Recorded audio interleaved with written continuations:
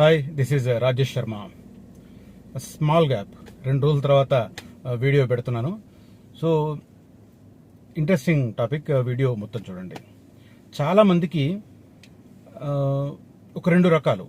ఒకటేమో real estate slow డౌన్లో ఉంది, స్లంప్లో ఉంది, ఇలాంటి అనుమానాలు, వీటికి సంబంధించిన కామెంట్స్ తరచూ వింటుంటాం.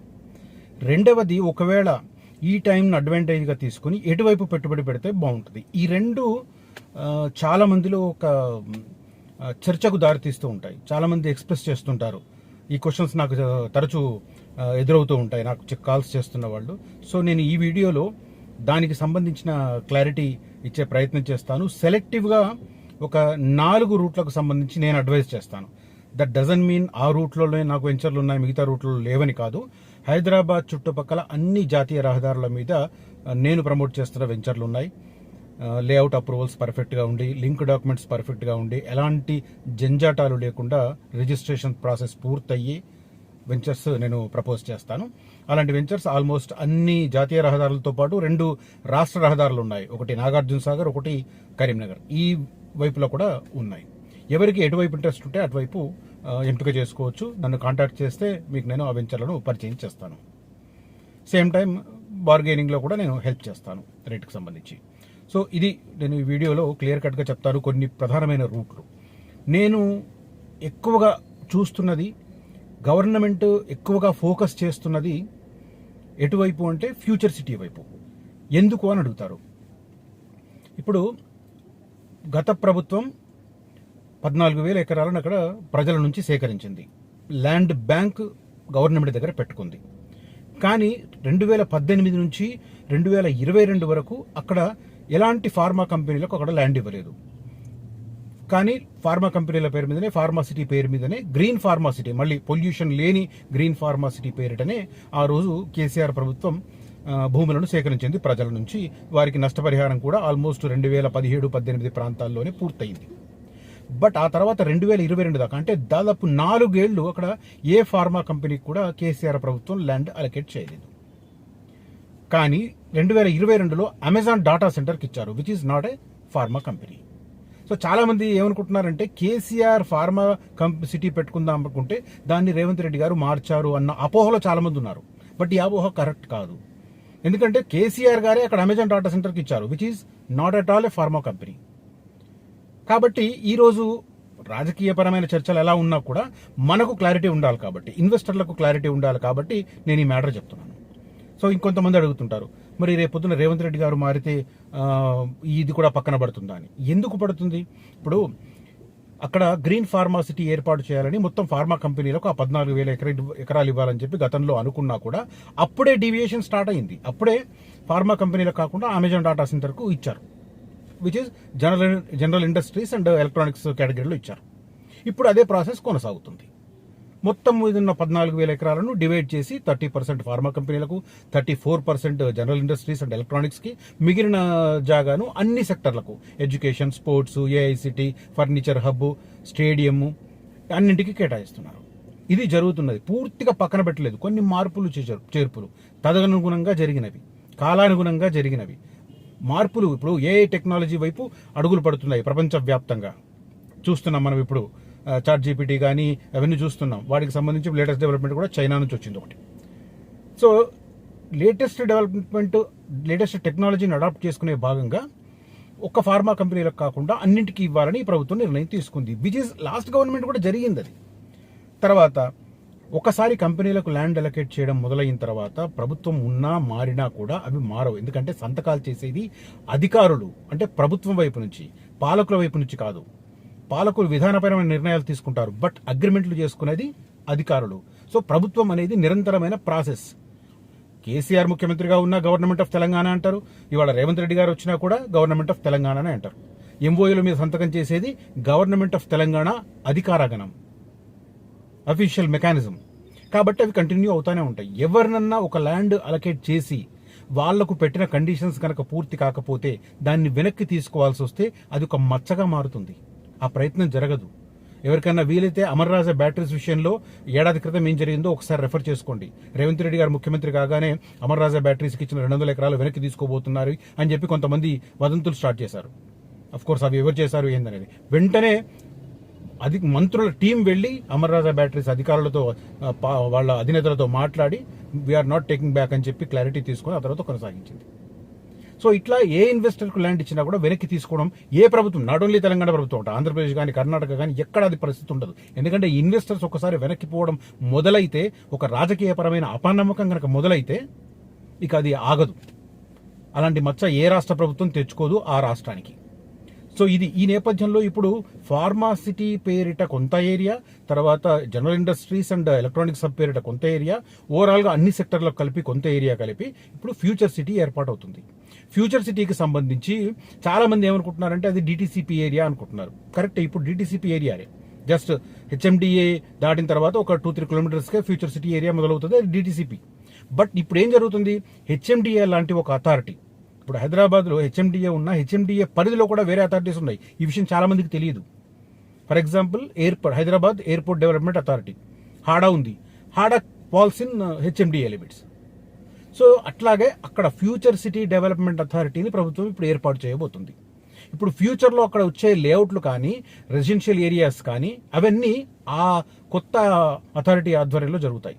ఇప్పుడు 1 year నుంచి కొత్త లేఅవుట్ అక్కడ పర్మిషన్ ఎందుకు ఇవ్వట్లేదు అంటే అక్కడ కొత్త అథారిటీ తీసుకురాబోతున్నారు, future city development authority. So ఆ అథారిటీ వచ్చిన తర్వాత కొత్త లేఅవుట్ పర్మిషన్ వస్తుంది. ఇప్పుడున్నవి మాత్రం డిటిసిపి లేఅవుట్లే. సో డిటిసిపి లేఅవుట్లో ఇప్పుడున్న అందుబాటులో ఉన్న ధరల్లో ఉన్నప్పుడు తీసుకోవడం అనేది చాలా చాలా తెలివైన పని. ఇప్పుడు అందుబాటులో ఉన్నాయి. రేపొద్దున ఎఫ్సిడిఏ వచ్చినా కూడా, ఫ్యూచర్ సిటీ డెవలప్మెంట్ అథారిటీ వచ్చినా కూడా వాళ్ళు ఏ కండిషన్స్ పెడతారు, ఆ తర్వాత ఆలోగా భూముల ధరలు బాగా పెరిగిపోతున్నాయి కాబట్టి వాళ్ళు పెట్టే ధరలు కూడా, ఆ లేఅవుట్ల ధరలు కూడా అదే రకంగా ఉంటాయి. ఉదాహరణకు చెప్తాను, ఒక ఉదాహరణ. మీర్ఖాన్పేట్లో ఒక అతను నాకు లోక్సభ ఎలక్షన్స్ టైంలో ఆఫర్ చేశాడు, 80 లక్షలకు ఎకరం, 3 ఎకరాలు ఉంది, అమ్మేస్తాను సార్ అని. నేను అప్పుడు చూశాను, కానీ ఎలక్షన్స్ టైంలో మనీ ట్రాన్సాక్షన్ కుదరదు కాబట్టి నాకు కొనేవాళ్ళు దొరకలేదు, వదిలేశాను నేను. సేమ్ పర్సన్ ఇప్పుడు 3 కోట్లు చెప్తున్నాడు ఎకరం. ఒక ఎకరం 3 కోట్లు. 80 లక్షలు ఎక్కడ ఏప్రిల్లో, ఇవాళ 8 నెలల తర్వాత, 9 నెలల తర్వాత, కేవలం 9 నెలల తర్వాత 3 కోట్లు ఎకరం చెప్తున్నాడు. సో 80 లక్షలు కోటి ఉన్నప్పుడు ఎకరం తీసుకొని దాన్ని డెవలప్ చేస్తే గజం ధర ఒక రకంగా ఉంటుంది. ఇప్పుడు 3 కోట్లు పెట్టి తీసుకునేవాడు గజం రేట్ ఎలా పెడతాడో ఒక్కసారి ఊహించుకోవాలి. మీర్ఖాన్పేటలో అయితే కార్నర్ ఒక బిట్ ఉంది, 9 ఎకరాలు చెప్పారు, అది 4 కోట్లు చెప్తున్నారు ఎకరం.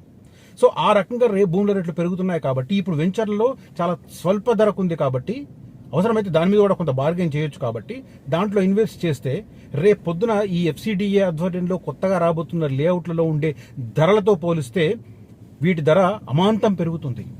సో దాన్ని అడ్వాంటేజ్గా తీసుకొని తెలివైన నిర్ణయం మనం ఫ్యూచర్ సిటీలో ఇన్వెస్ట్ చేయడం. ఇక సెకండ్ ఆప్షన్, ఫ్యూచర్ సిటీకి దారి ఒకటి 300 feet రోడ్ వేస్తున్నారు. అది కాకుండా ప్రస్తుతం ఎట్లా వెళ్తున్నాం, శ్రీశైలం రోడ్డు లేదా సాగర్ రోడ్డు వెళ్తున్నాం. దీంట్లో శ్రీశైలం రోడ్డుకు అడ్వాంటేజెస్ చాలా ఉన్నాయి. శ్రీశైలం రోడ్డు భవిష్యత్తు తిరుపతి చెన్నై హైవే కాబోతుంది. ఆల్రెడీ నేషనల్ హైవేగా గుర్తించారు. దానికి సంబంధించి సోమశిల దగ్గర ఒక ఐకానిక్ బ్రిడ్జ్ కడుతున్నారు. ఓకే, తర్వాత శ్రీశైలం హైవేకి ఎయిర్పోర్ట్ ఒకటి ప్లస్ పాయింట్. ఆల్రెడీ మహేశ్వరం ఏరియాలో గణనీయమైన భూముల ధరలు పెరిగాయి. అప్ టు కల్వకుర్తి ఆ రూట్లో ఎక్కడ డబ్బులు పెట్టినా కూడా ఖచ్చితంగా అది మంచి చాయిస్ అవుతుంది. కల్వకుర్తి వరకు ఎన్ని ఊర్లు ఉంటాయి మనకు, తుక్కుగూడ సర్కిల్ తర్వాత కందుకూరు తర్వాత కడతాల్ తర్వాత మైసిగండి తర్వాత అమన్గల్ తర్వాత కల్వకుర్తి. అక్కడి వరకు ఎక్కడ అందుబాటులో ఉన్నా కూడా. కాకపోతే నా సలహా ఏంటంటే హైవే నుంచి ఒక 3-4 కిలోమీటర్ల లోపలికి మాత్రమే చూడండి, అంతకంటే లోపలికి వెళ్ళొద్దు, అది అడ్వైజబుల్ కూడా కాదు. కాబట్టి ఆ రూట్ ఇప్పుడు ఫ్యూచర్ సిటీ ఫస్ట్ ఆప్షన్ అనుకుంటే, సెకండ్ ఆప్షన్ శ్రీశైలం హైవే. ఇక ఆ తర్వాత సాగర్ హైవే కూడా ఫ్యూచర్ సిటీకి ప్రస్తుతం ఉన్న దారుల్లో అది కూడా ప్రధానమైనది. భవిష్యత్తులో రావిర్యాల ఎగ్జిట్ నుంచి వచ్చే 300 feet రోడ్ చాలా crucial.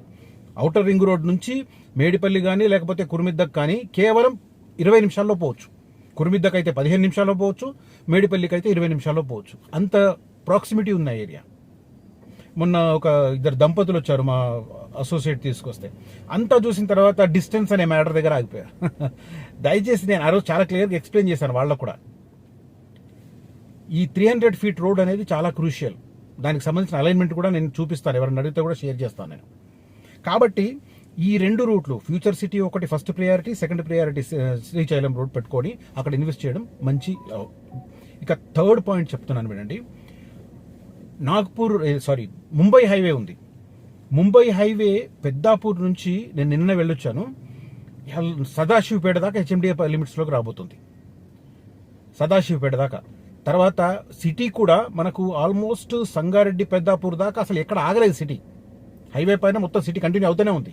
So పెద్దాపూర్కి యువతలే regional ring road వస్తుంది. రీజనల్ రింగ్ రోడ్ దగ్గరలో ఏమైనా వెంచర్లు ఉంటే చూసుకోవడం వెరీ రీజనబుల్. ఎందుకంటే పెద్దాపూర్ దగ్గర రాబోతున్న RRR ఇంటర్ ఎక్స్చేంజ్ చాలా పెద్దది, ఒక కమర్షియల్ సెంటర్ కాబోతుంది. ఆ కమర్షియల్ సెంటర్కి కేవలం 2-3 కిలోమీటర్స్ రేడియస్లో మీరు ఎక్కడ తీసుకున్నా కూడా అద్భుతంగా ఉంటాయి. అక్కడ కూడా ఒక శిల్ప లేఅవుట్ ఉంది, బాగుంది, చూశాను. తర్వాత అలేఖ్య వాళ్ళది కూడా ఉంది, బాగుంది, చూశాను. ఈ ప్లేస్ అంటే future city, Srisailam and Mumbai highway. ఎందుకు అంటే రాబోతున్న ప్రాజెక్టులను దృష్టిలో పెట్టుకొని చెప్తున్నాను నేను. నాకు అన్ని వైపులా ఉన్నాయి వెంచర్లు, అన్ని వైపులా ఉన్నాయి ప్రమోట్ చేసేవి. కానీ ఇవి ఎందుకు అంటే ప్రాజెక్టులు ఏమేమి వస్తున్నాయని చూసుకోవడం. ఇంకోటి, ముంబై హైవేకు యాక్చువల్గా 2013లోనే నిమ్స్ అనౌన్స్ చేశారు. 12,000 ఎకరాలు దానికి సేకరించాలి, 12,650 ఎకరాలు సేకరించాలి. కానీ కేసీఆర్ గవర్నమెంట్కు, మోదీ గవర్నమెంట్కు ఆ గ్యాప్ ఉండడం వల్ల భూసేకరణ పూర్తి స్థాయిలో జరగలేదు. ఇప్పుడు స్పీడప్ అవుతుంది. ఎందుకంటే ఇప్పుడు పార్టీలు వేరైనా కూడా స్టేట్కు సెంటర్కు కొంత సఖ్యత ఉంది. కోర్స్ పొలిటికల్ కామెంట్లు చేసుకుంటున్నారు. రేవంత్ రెడ్డి గారు వెళ్ళి చాలా తెలివిగా వెళ్ళి కేంద్ర మంత్రులు కలుస్తున్నారు, కావాల్సిన ప్రాజెక్టులు తెచ్చుకుంటున్నారు. మళ్ళీ నిన్న మధ్యప్రదేశ్ ఇండోర్ లాంటి ప్లేస్లోకి వెళ్ళి మోదీ గవర్నమెంట్ను ఎడాపెడా వాయించేస్తున్నారు. మాటలే, పనులే. కోర్స్ రాజకీయ నాయకులు అన్ని రకాలుగా ఉండాలనుకోండి, నేను ఎవరిని క్రిటిసైజ్ చేయట్లేదు. సో అట్లా ముంబై హైవే వైపు కూడా చాలా ఇంపార్టెన్స్ పెరుగుతున్నది. 3వ ఆప్షన్ అది పెట్టుకోవచ్చు.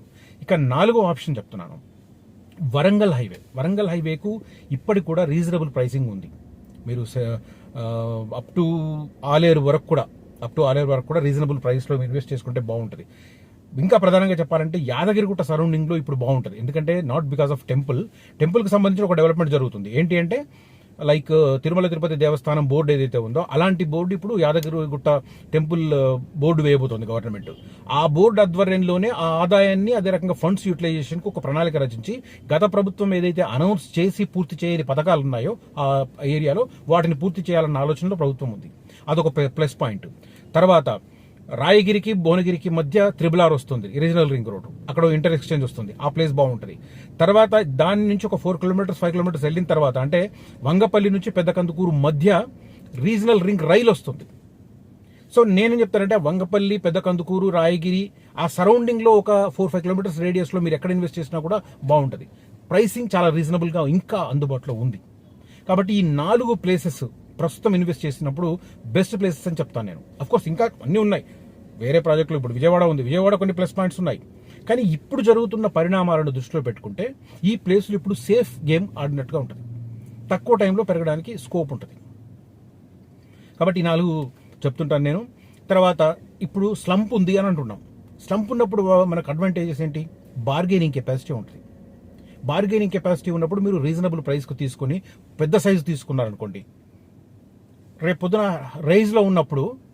రియల్ ఎస్టేట్ రైజ్లో ఉన్నప్పుడు మీరు అడ్వాంటేజ్ తీసుకోవచ్చు.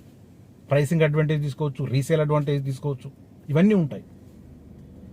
కాబట్టి ఈ అంశాలను దృష్టిలో పెట్టుకొని రైట్ ప్లేస్ ఎంచుకొని ఇన్వెస్ట్ చేయండి. కనిపిస్తున్న నంబర్లో నన్ను కాంటాక్ట్ చేయొచ్చు.